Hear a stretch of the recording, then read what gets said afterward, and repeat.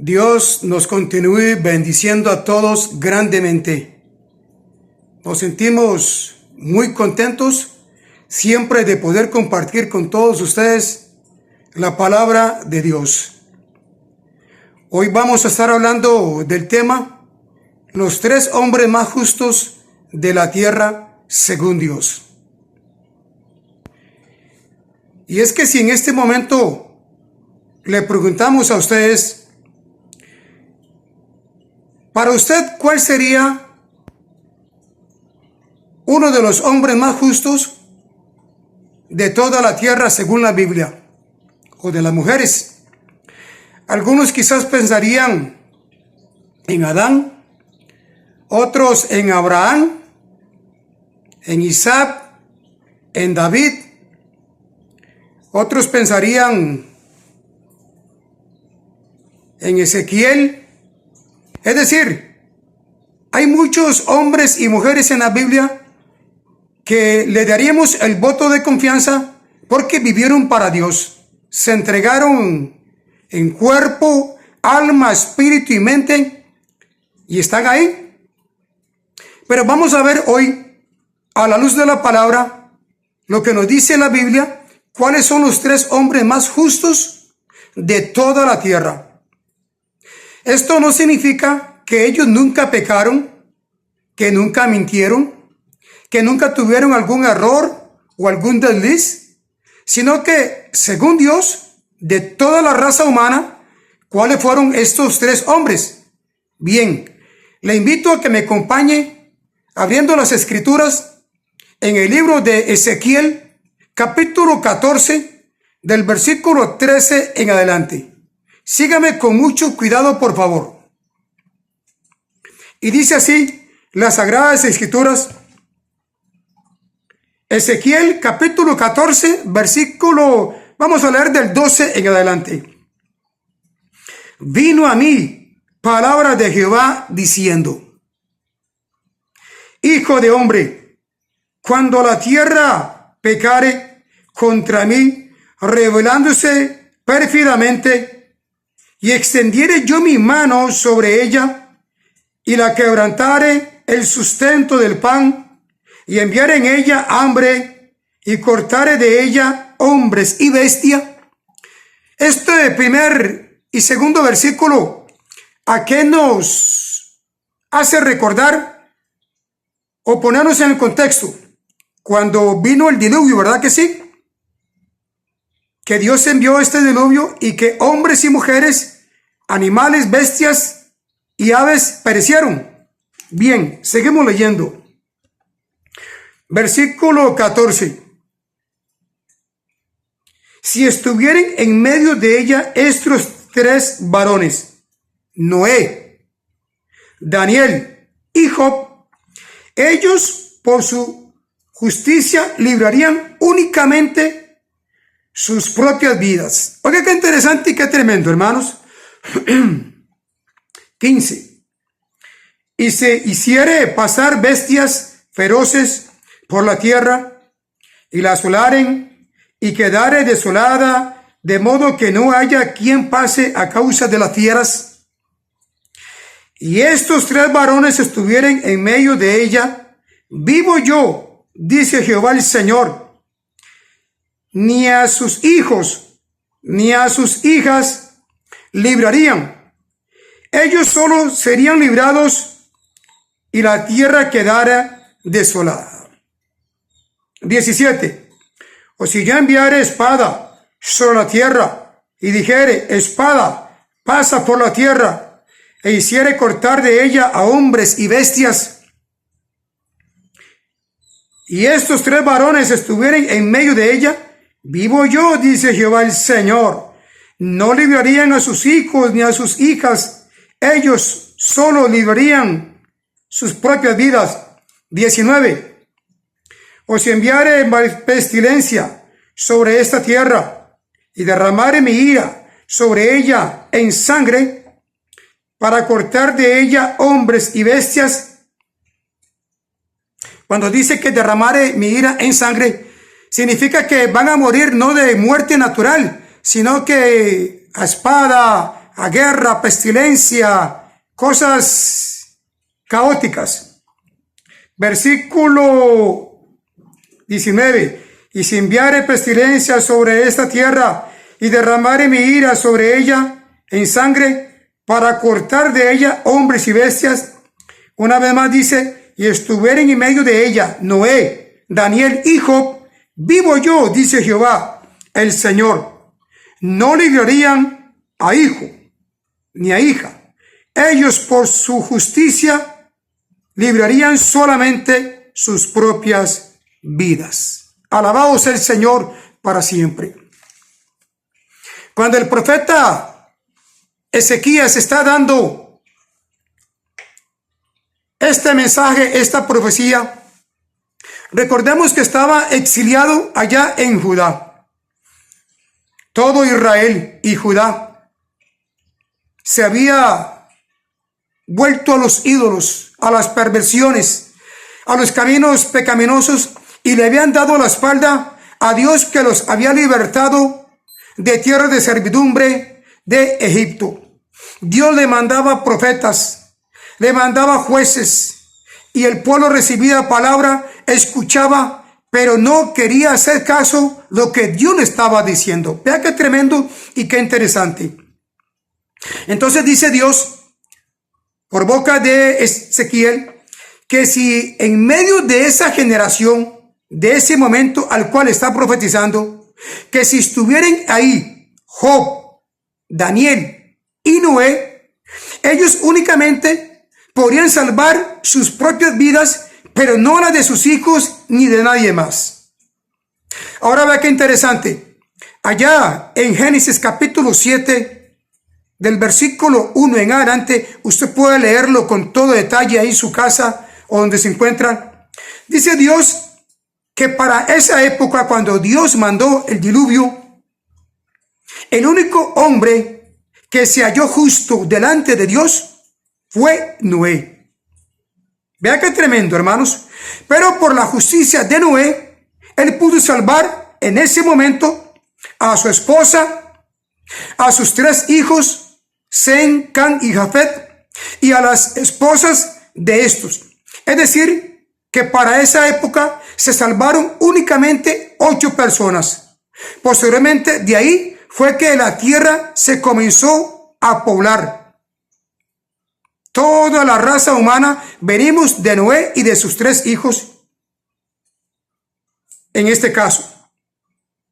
Pero aquí, en el contexto, cuando Ezequiel está hablando, dice que Noé no va a poder salvar, si estuviera ahí, a su esposa ni a sus hijos. Y que si estuviera Job, ya recordamos quién fue este hombre Job. Dice la escritura que él era un hombre perfecto, recto, temeroso y apartado del mal. Imagínense estas 4 características que Dios dice de Job.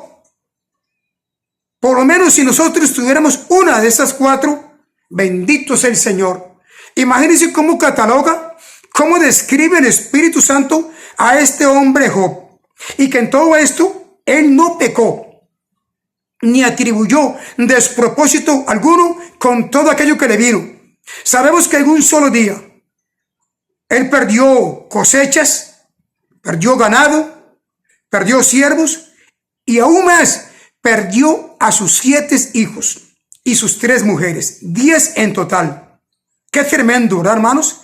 ¿Quién de nosotros podría seguir tal vez íntegro, fiel a Dios, adorando su nombre, habiéndole pasado todo esto en un solo día?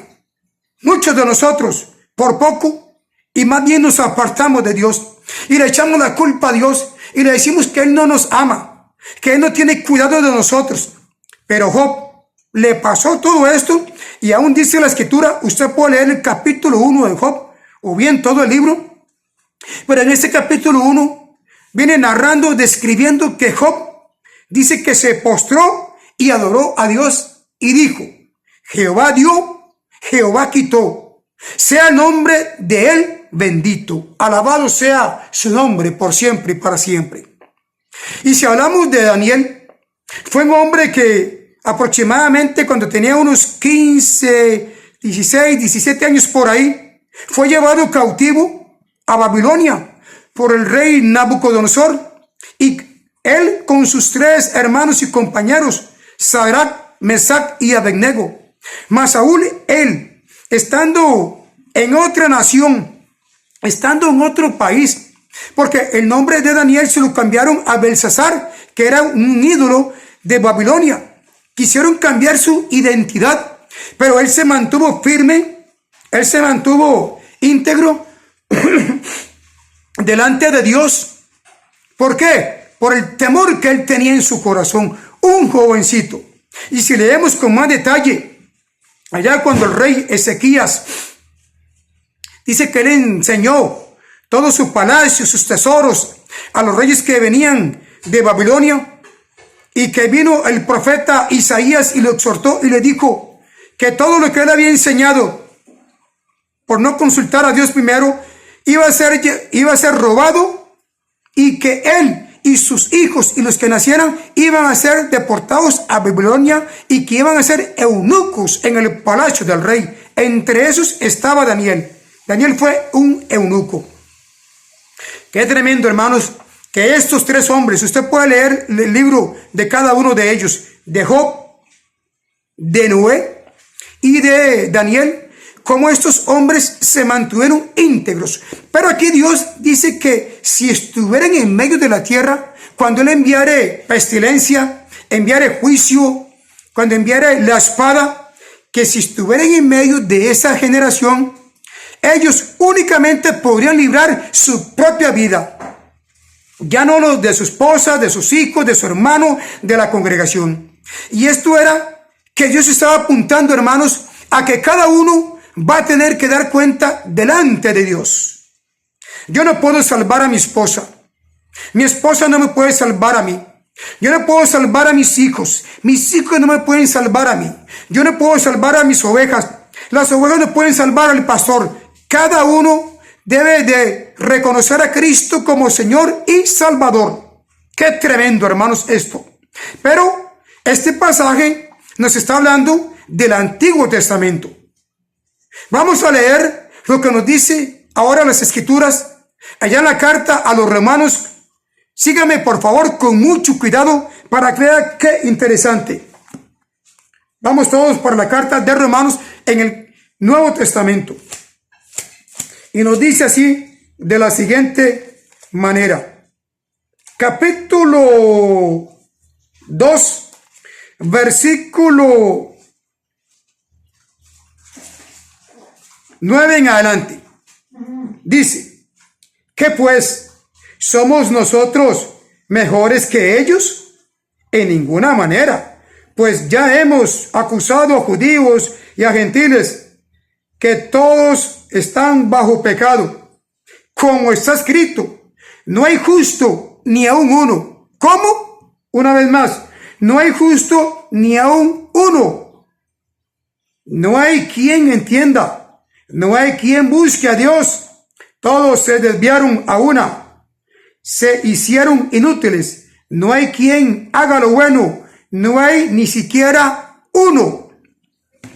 Ya en el Nuevo Testamento, el Espíritu Santo viene diciendo que no hay justo ni aun uno. Recordemos que en el Antiguo Testamento la salvación o la justicia o la fe era por obras, mas ahora es por gracia. Y aquí viene descartando en el Nuevo Testamento a toda la raza humana, que no hay ni siquiera un justo, que no hay ni siquiera uno bueno, que todos nosotros nos descarriamos como ovejas. Cada cual se apartó por su propio camino y vivió su vida como a él le vino en gana. El único justo en el Nuevo Testamento es nuestro Señor Jesucristo. A él sea toda la gloria por siempre y para siempre. Por eso fue que él vino y murió por ti y por mí y por toda la raza humana, para que todo aquel que en él cree no se pierda, mas tenga la vida eterna. Entonces, ¿qué es justicia? Diremos que la justicia, en primer lugar, es una resta, es la cancelación de la deuda del pecado que Cristo pagó por nosotros en esa cruz del Calvario. Alabado sea su nombre. Y en segundo lugar, es una suma, porque es la imputación de la justicia de Cristo para ti y para mí. Porque usted y yo, por más que hagamos o dejemos de ser, no somos justos. Vea qué tremendo lo que dice también las Escrituras, allá en el libro de Isaías, capítulo 64, versículo 9. Voy a leerlo para ustedes. Isaías 64. Si usted tiene su Biblia, hermano, sígame por favor, con mucho cuidado, para que vea lo que el Espíritu Santo nos dice a todos nosotros. Isaías 64, 6 dice: si bien todos nosotros somos como suciedad. Oiga qué tremendo. Si bien todos nosotros somos como suciedad, y todas nuestras justicias como trapo de inmundicia, y caemos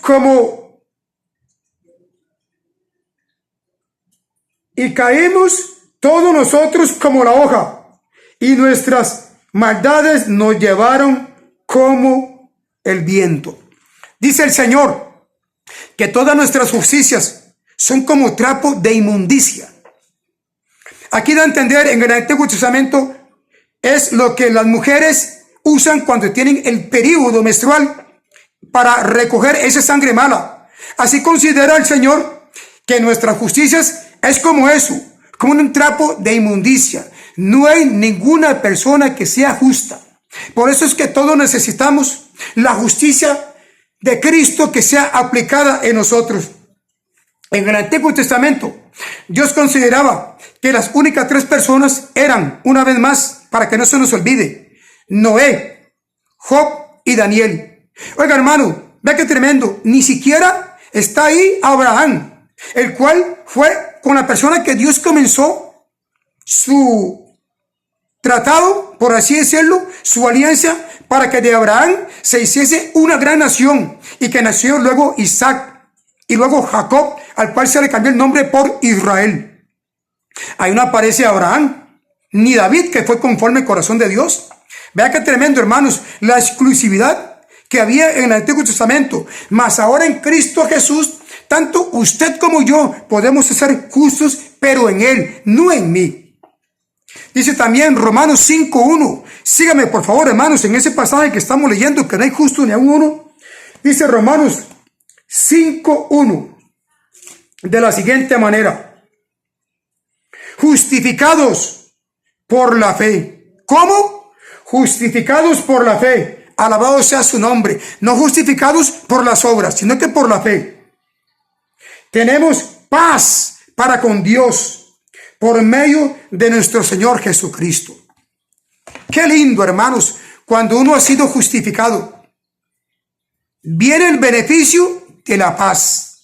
Alguien que no ha sido justificado, alguien que no ha sido redimido, alguien que no ha sido comprado con la sangre de Jesucristo, difícilmente va a poder tener paz en su corazón. Jesucristo mismo lo dijo allá en el Evangelio de Juan 16. Estas cosas os he hablado para que en mí tengáis paz. La paz de Jesucristo, la paz que Él da, ese shalom, es algo interno. Jesucristo dijo: yo doy la paz no como el mundo la da. El mundo da una paz pero externa. El mundo da una paz, pero es sinónimo de ausencia de problemas o de guerras o de tribulación. Pero la paz que Jesús da a usted y a mí, que es interna. Pueden haber tribulaciones, pueden haber tentaciones, pruebas, porque así es, hermanos. Estamos en medio de una generación maligna, pero la verdadera paz que Cristo te da a ti y a mí surge con poder en medio de esas vicisitudes, para estar en bonanza, en quietud, en reposo, porque sabemos en quién hemos creído. ¿No es algo lindo, algo hermoso y maravilloso esto de tener a Cristo en nuestro corazón? Si aún no tienes a Cristo en tu vida, hoy te hago la invitación para que vengas a Cristo y le reconozcas como Señor y Salvador, y por Él puedas ser justificado, como ya muchos de nosotros lo hemos sido. Justificados por la fe, tenemos paz para con Dios. Sí, hermanos, ya no solamente Job, Ya no solamente Daniel, ya no solamente Noé. Ahora el que está en Cristo Jesús es justificado. Él nos pone en una lista, nos coloca, hermanos, como a la paz de estos tres hombres con estas cualidades, porque es la justicia de Cristo atribuida e imputada a ti y a mí.